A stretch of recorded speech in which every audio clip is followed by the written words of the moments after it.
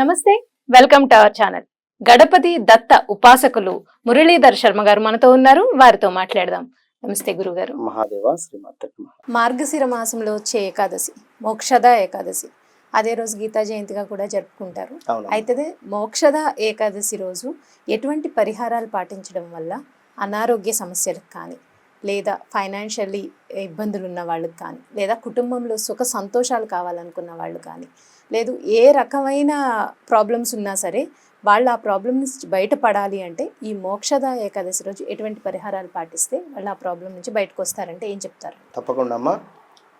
మనకు 11వ తారీఖు సుమారుగా కూడా మధ్యాహ్నంతో మొదలైనటువంటి ఏకాదశి 12వ తారీఖు మధ్యాహ్నంతోనే క్లోజ్ అవుతుంది. ఇక్కడ అంటే సుమారుగా చూసుకున్నట్టయితే మనకు మధ్యాహ్నము 2:30-3 ప్రాంతంలో ప్రారంభమై 11వ తారీఖు 12వ తారీఖు వచ్చేసి మనకు 1 గంటకల అయిపోయేటువంటి యొక్క మోక్షద ఏకాదశి అంటేనే ఆ పేరులోనే ఉంది. మోక్షాన్ని మనకు ఇచ్చేటువంటి, మనం చేసుకున్నటువంటి పాపాలు ఏవైతే ఉన్నాయో అవి ప్రక్షాళన గావించి యొక్క మోక్షద ఏకాదశి రోజు నాడు ఎవరైతే విష్ణుమూర్తికి, అదేవిధంగా తులసి చెట్టు అంటే తులసి చెట్టు వద్ద విష్ణుమూర్తి యొక్క విగ్రహాన్ని పెట్టి, ఫోటోను పెట్టి ఎవరైతే పూజా పునస్కారాలు చేస్తారో, లేదా ఈరోజు మనం ఇంకొక విషయం ఏమిటి అంటే మనకు భగవద్గీత ఇది నలుగురికి పంచడం కానీ, ఇందులో ఏవైనా ఒక 2 శ్లోకాలు చదవడం కానీ, మనము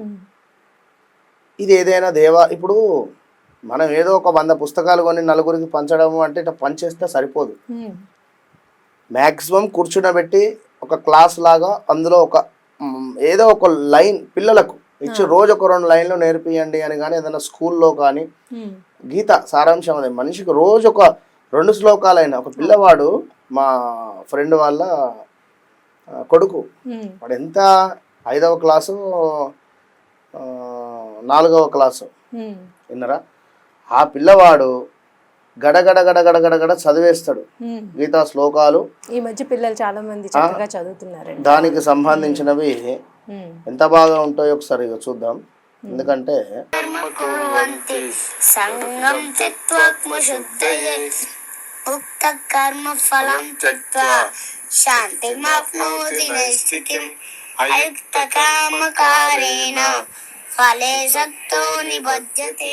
పిల్లవాడు ఎంత 4th స్టాండర్డో 5th స్టాండర్డో పిల్లవాడు ఎంత చక్కగా అంటే అంత చక్కగా అంటే వాయిస్ వింటేనే నాకు రికార్డ్స్ పంపిస్తూ ఉంటారు పాపం చదివినవి రోజు. అలా మనం కొంచెం ఎంకరేజ్ లాగా చేస్తుంటే వారు ఇంకా బాగుంటుంది. ఇట్లా ఈరోజు చక్కగా కూడా చదివేటువంటి ప్రయత్నం చేయండి. సరే, ఏది ఏమైనప్పటికీ కూడా ముఖ్యంగా చూసుకుంటే మనకి ఇక్కడ ఈ యొక్క మోక్షద ఏకాదశి రోజున తులసికి సంబంధించినటువంటి పూజ అంటే తులసి కోటకు ఏ విధంగా పూజాది కార్యక్రమాలు చేసుకోవాలి. విష్ణుమూర్తికి ఎంతో ప్రీతి, ఇద్దరిని పూజించడం వల్ల ఐశ్వర్యం వస్తుంది.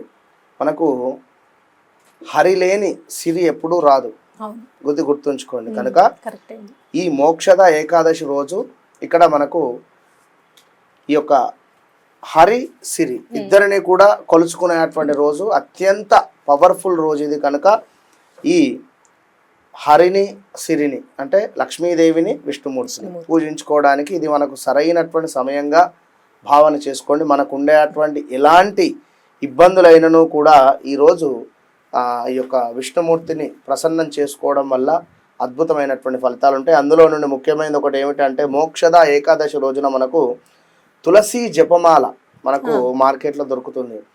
తులసి జపమాలతో చక్కగా కూడా ఓం నమో భగవతే వాసుదేవాయ అనేటువంటి మంత్రం కావచ్చును, లేదా ఓం విష్ణవే నమః అనేటువంటి నామమైన, లేదా ఈ యొక్క స్వామివారికి సంబంధించినటువంటి మనకు ఓం మన నారాయణాయ నమః అనుకున్నా, నారాయణ అనుకున్నా కూడా ఈ 108 నుంచి ఒక 1008 సార్లు మీరు జపము చేసుకున్నట్టయితే అద్భుతమైనటువంటి ఫలితం ఉంటుంది.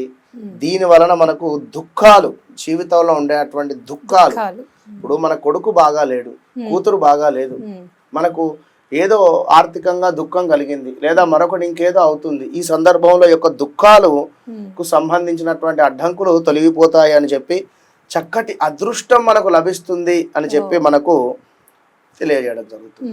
అదేవిధంగా మరొకటి ఏమిటంటే, ఆర్థిక ఇబ్బందులతో బాధపడేటువంటి వారు తప్పకుండా వాటి నుండి బయటపడాలి అని అనుకునేటువంటి వారు ఈ యొక్క మోక్షద ఏకాదశి రోజున తులసి మొక్కకు నీరు సమర్పించండి, లేదా తులసికి పచ్చి ఆవు పాలను కొంత, అంటే ఆవు పాలను తీసుకొని వచ్చి వాటిని వేడి చేయకుండా ఈ యొక్క పచ్చి ఆవు పాలతో అర్ఘ్యం సమర్పించాలి. అర్ఘ్యం, ఓకే, జస్ట్ ఒక 3 మార్లు అర్ఘ్యం అనేటువంటిది సమర్పించి 7 సార్లు ప్రదక్షిణ చేయడం వల్ల తప్పకుండా కూడా మనకు ఉండేటువంటి ఆర్థిక ఇబ్బందుల నుండి విముక్తి కలిగేటువంటి పరిష్కారం ఉంది అని చెప్పడం జరుగుతుంది. ఇంకా మరొక విషయం ఏమిటి అంటే, మోక్షద ఏకాదశి రోజున యొక్క విష్ణువును ప్రసన్నం చేసుకునేందుకు బియ్యముతో చేసినటువంటి పాయసాన్ని కూడా నైవేద్యంగా సమర్పించాలి అని చెప్పి కూడా చెప్పడం జరుగుతుంది. మరి ఈ పాయసాన్ని నైవేద్యంగా సమర్పించి ఈ సమయంలో దానిలో కొన్ని తులసి దళాలను చేర్చాలి ఆ యొక్క అన్న పాయసంలో. ఈ పరిహారం చేయడం వల్ల విష్ణు యొక్క అనుగ్రహం లభించి మనము ఏవైతే కోరికలు కోరుకుంటామో ఆ యొక్క కోరికలు తప్పకుండా తీరుతాయి అనేటువంటిది మరొక నమ్మకం. ఇక ఆర్థిక ఇబ్బందులు పడుతూ ఉన్న ధన సమస్యలకు దూరము కావాలంటే మోక్షద ఏకాదశి రోజున మరొకటి చెరుకు రసంతో, చెరుకు రసం ఉంటుంది కదమ్మా, చెరుకు రసములో యొక్క తులసి ఆకులను వేసి, ఇదైతే మోస్ట్ పవర్ఫుల్, ఇది ఆల్రెడీ నేను కొందరితో చేయించి ఉన్నాను, చాలా మంచి రిజల్ట్ వచ్చింది. వెంకటేశ్వర స్వామికి ఈ మోక్షద ఏకాదశి రోజున లేదా విష్ణు సంబంధిత ఆలయాలలో రాముల వారికి కావచ్చును, లేదా లక్ష్మీ నరసింహ స్వామికి కావచ్చును, లేదా ఈ యొక్క వెంకటేశ్వర స్వామి, ఈ వీరికి అద్భుతంగా కూడా ఈ యొక్క చెరుకు రసాన్ని సుమారుగా ఎంతలైనా కూడా ఒక 3 లీటర్ల చెరుకు రసం, 3 లీటర్ల చెరుకు రసం తీసుకొని అందులో కృష్ణ తులసిని కానీ మన మామూలు తులసి అయినా కూడా ఆ యొక్క ఆకులను సేకరించి, అలా చెట్టు మొత్తము తీయకుండా, పూజించే చెట్టు కాకుండా కొంతట మొలుస్తూ ఉంటవి చెట్లు, అందులో నుండి కొన్ని ఆకులను సేకరించి వాటిలో వేసి చక్కగా కూడా దీనితో అభిషేకం జరిపిస్తే ఎక్సలెంట్ రిజల్ట్ ఉంటుంది. ఆర్థికంగా ఎలాంటి ఇబ్బందులు పడుతూ ఉన్నారో వారికి అసలు మోక్షం లభించేటువంటి పరిస్థితి.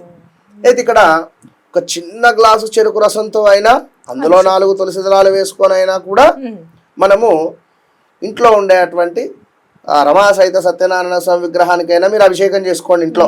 శ్రీకృష్ణుల వారికి సంబంధించినటువంటి విగ్రహాలు ఉన్నా దానికి అభిషేకం చేసుకోండి ఇంట్లో.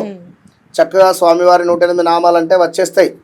ఆ 108 నామాలు కూడా మీరు అనుకుంటూ అభిషేకం చేసుకోండి. ఓం విష్ణవే నమః, విష్ణవే నమః అనుకోండి. విన్నారా? ఇవైనా చదువుకుంటూ అభిషేకాలు చేసుకొని ఇంట్లో చక్కగా పాయసాన్ని నివేదన చేసుకోండి, అన్నంతో చేసినటువంటి దాన్ని. ఈ విధంగా ఈ మోక్షద ఏకాదశి రోజు నాడు ఎవరైతే పాటిస్తారో వారికి తప్పకుండా కూడా ఆ యొక్క విష్ణువు యొక్క ప్రీతి లభిస్తుంది. ఇది 100కు 100%. అయితే మోక్షద ఏకాదశి రోజు చాలా చక్కని పరిహారాలు చెప్పారండి. ధన్యవాదాలు గురుగారు. మహాత్సవం.